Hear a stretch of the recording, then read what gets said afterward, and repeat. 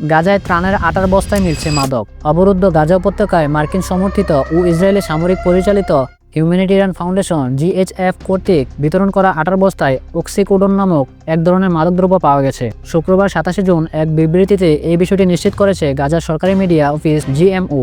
বিবৃতিতে বলা হয়, ক্ষুধার্ত ফিলিস্তিনিদের মাঝে জিএইচএফ এর বিতরণ করা আটার বস্তায় ব্যথানাশক অক্সিকোডোন ধরনের মাদকদ্রব্য পাওয়া গেছে। মাদকের এই বড়িগুলো ইচ্ছাকৃতভাবে পিষে গুঁড়ো করা হয়েছিল বা ময়দার মধ্যে দ্রবীভূত করা হয়েছিল, যা জনস্বাস্থ্যের উপর সরাসরি আক্রমণ। টেলিগ্রামে প্রকাশিত এই বিবৃতিতে গভীর উদ্বেগ ও নিন্দা জানিয়েছে জিএমও। ফিলিস্তিনিদের সতর্ক করে বলেছে, আমরা ইসরায়েলি দখলদারিত্বকে এই জঘন্য অপরাধের জন্য সম্পূর্ণভাবে দায়ী করছি। তারা মাদকাসক্তি ছড়িয়ে ফিলিস্তিনদের সামাজিক কাঠামোকে ভেতর থেকে ধ্বংস করার চক্রান্ত করছে এবং ফিলিস্তিন জনগণের বিরুদ্ধে পরিচালিত গণহত্যার সম্প্রসারণ করছে। বেসামরিক নাগরিকের বিরুদ্ধে নোংরা যুদ্ধে ইসরায়েলি দখলদারের মাদককে নরম অস্ত্র হিসেবে ব্যবহার করে এবং সহায়তা হিসেবে এই পদার্থ পাচারের জন্য অবরোধকে কাজে লাগানো যুদ্ধাপরাধ এবং আন্তর্জাতিক মানবিক আইনের গুরুতর অলঙ্ঘন। এদিকে শুক্রবার গাজায় ইসরায়েলি বাহিনীর হামলায় অন্তত 62 জন ফিলিস্তিন নিহত হয়েছেন।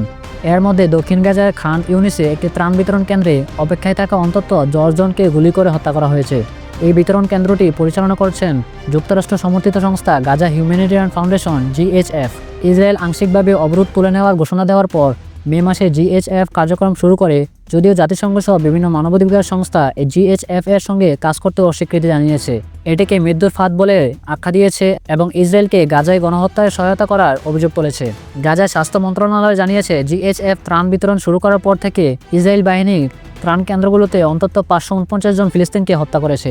জাতিসংঘের শরণার্থী সংস্থা ইউএনআরডব্লিউএ এই উদ্বেগকে ঘৃণ্য কাজ বলে উল্লেখ করেছে, যা ফিলিস্তিনিদের জীবনকে আরও বিপদের মুখে ফেলছে। একই সঙ্গে জাতিসংঘের মানবাধিকার দপ্তরের মুখপাত্র থামিন আল খেতান ইসরায়েলের খাদ্যকে অস্ত্র হিসেবে ব্যবহার করার কৌশলের কড়া সমালোচনা করেছেন। ইসরায়েলি সংবাদপত্র হারেস এক বিস্ফোরণ প্রতিবেদনে জানিয়েছে, আইডিএফ ইসরায়েলি প্রতিরক্ষা বাহিনী সরাসরি সৈন্যদের নির্দেশ দিয়েছে যেন নিরস্ত্র শান্তিপূর্ণ ফিলিস্তিনিদের গুলি লক্ষ্য করা হয় যদি তারা কোনো হুমকি না হয়। একজন সৈনিক হারেসকে বলেন, আমরা ট্যাঙ্ক থেকে মেশিনগান ও গ্রেনেড ছুড়েছি। এমন ঘটনাও ঘটেছে যেখানে কুয়াশার মধ্যে অগ্রসর হওয়ার সময় একদল সাধারণ মানুষ আহত হয়েছে। আরেক সৈনিক জানান, তিনি যেই এলাকায় মোতায়েন ছিলেন সেখানে প্রতিদিন 1 থেকে 5 জন নিহত হচ্ছে। তিনি বলেন, এটা যেন একটা বদ্ধ ভূমি।